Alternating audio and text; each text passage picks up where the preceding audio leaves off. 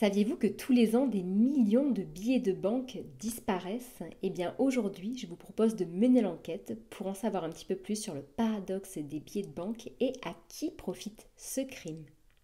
Bonjour à tous, je présente la chaîne de Comparateur Banque, qui est un site qui compare, synthétise et analyse les offres des différentes banques, néobanques et fintech pour que vous fassiez des économies sur vos frais bancaires. Nous vous permettons également de trouver un crédit au meilleur taux, d'investir votre argent dans des solutions diversifiées ou alors de trouver une assurance qui vous coûtera moins cher et qui vous remboursera mieux. Aujourd'hui, on est là pour parler d'un sujet d'actualité. Je ne vais pas vous présenter une offre spécifique, je vais juste vous aider à vous poser certaines questions et nous verrons par la suite quelles sont les pistes que je peux vous apporter à ce sujet si ça vous intéresse. Car cet argent qui disparaît des banques centrales, au final, c'est un peu le nôtre aussi.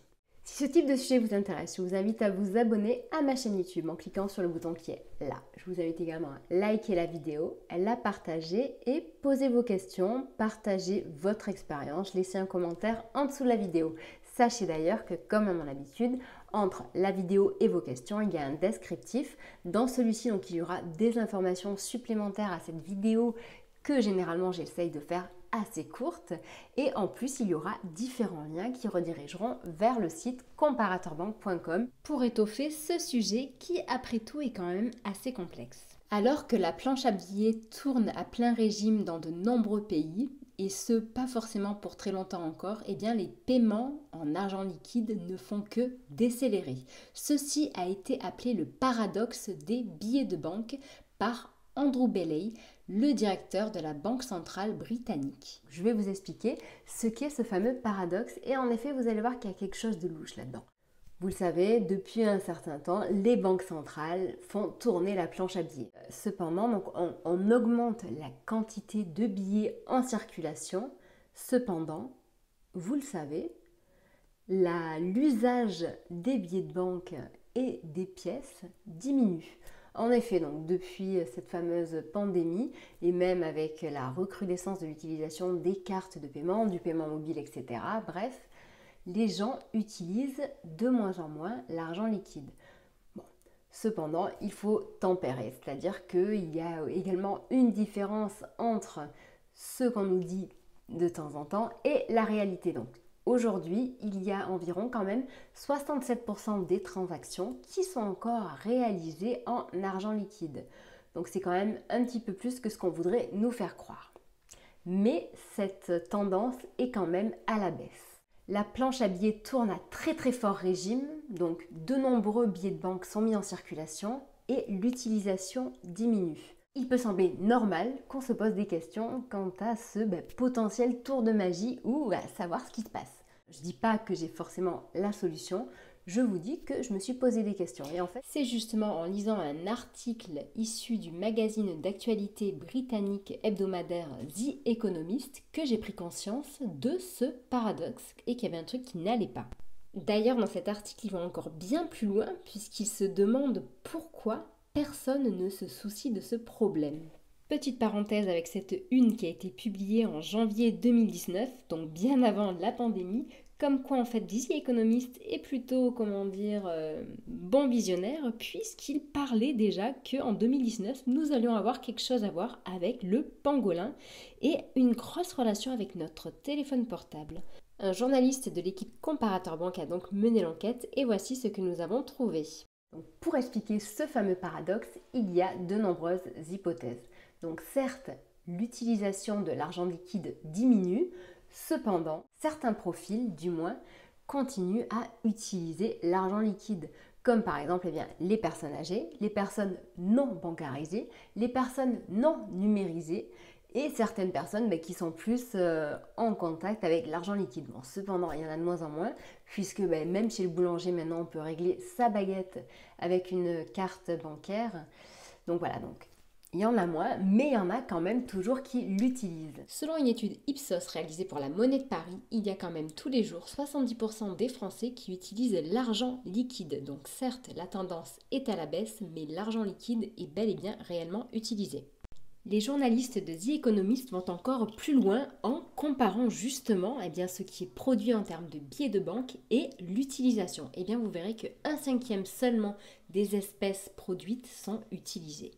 Pour vous donner des chiffres concrets, donc là je reprends justement ce fameux article de The Economist qui disait qu'aujourd'hui, l'augmentation des billets en circulation au Royaume-Uni par exemple augmente très fortement et pourtant, il n'y a qu'un tiers de ces billets et de ces pièces qui sont en circulation. Mais où sont les 2 autres tiers? Pour ce qui est donc de l'Union européenne, la Banque centrale continue également à augmenter très fortement le nombre de billets en circulation. Et pourtant, là, nous sommes sur 1/5 de l'argent qui est produit, qui est en circulation. Donc là, on est encore bien plus loin. Mais où va cet argent? Vous comprendrez qu'il est légitime de se poser la question, donc, où vont ces billets et au final, à qui profite le crime? D'autant plus que, comme The Economist le rappelle, pourquoi personne ne se soucie quand même de cette disparition énorme de billets? Regardons de plus près comment tout cela est imbriqué, comment cela fonctionne. Donc, récapitulons. Les banques centrales sont les producteurs des billets de banque. Ok, donc ils les produisent pour que les banques commerciales mettent à disposition ces billets pour leurs clients, ou du moins pour les personnes qui souhaitent les retirer à partir des distributeurs automatiques ou des guichets. Ok. Petit détail, vous devez savoir, tout comme moi, que justement le nombre d'agences physiques en France diminue drastiquement, le nombre de distributeurs automatiques est également en baisse. Cependant, petit détail, nous avons justement un article à ce sujet qui va paraître très bientôt dans Comparateur Banque. Dans peu de temps, à partir de novembre en fait, donc novembre 2021, donc maintenant, les buralistes vont pouvoir proposer un service supplémentaire à leurs clients. C'est-à-dire qu'ils vont pouvoir proposer un distributeur automatique de billets. En effet, donc, pour le détail, il faut savoir que normalement, ce sont les banques physiques qui disposent de leur propre distributeur automatique de billets. Cependant, leur entretien coûte très cher. Et comme vous le savez, si vous avez par exemple un compte chez Boursorama, chez N26, vous pouvez retirer votre argent n'importe où, à partir de n'importe quel distributeur automatique de billets. Donc cependant, c'est la banque classique, par exemple BNP, Crédit Agricole, qui elle va entretenir et payer justement tout ce qui est réparation de ces distributeurs. Et je peux vous dire que ça coûte très cher. Donc certes, il y a ce qu'on appelle les commissions interbancaires qui permettent justement de pallier à ces frais, mais ça ne suffit toujours pas puisque ces distributeurs automatiques tendent à disparaître de plus en plus. Donc la question qu'on se pose, c'est au final, où vont ces billets qui sont pourtant retirés dans les distributeurs?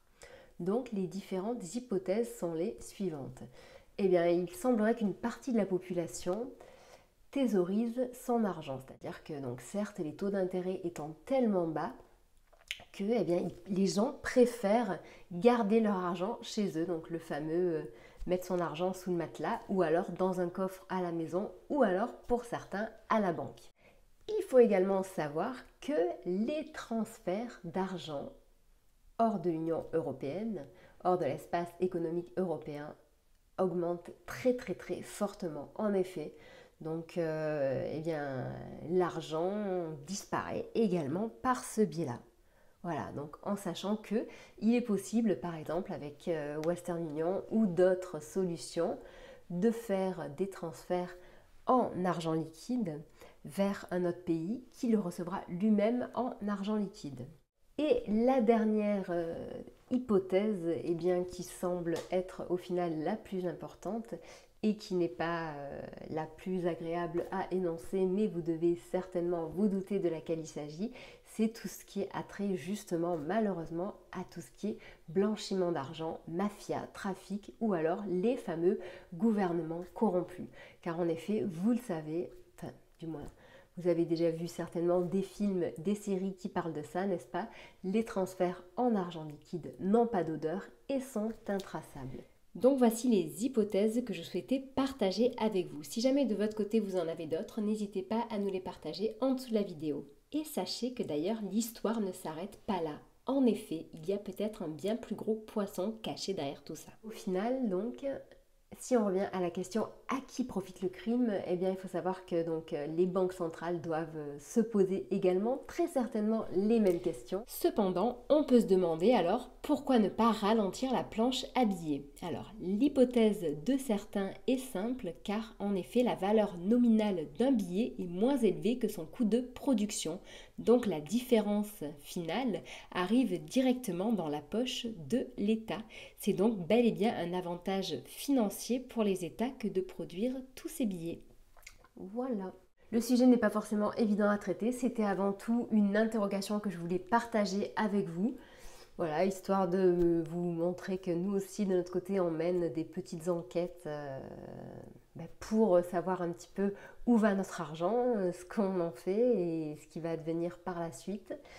Et voilà, si de votre côté vous avez des sujets à nous proposer, n'hésitez surtout pas à nous en parler et je vous souhaite une très agréable journée. Je vous dis à bientôt, au revoir.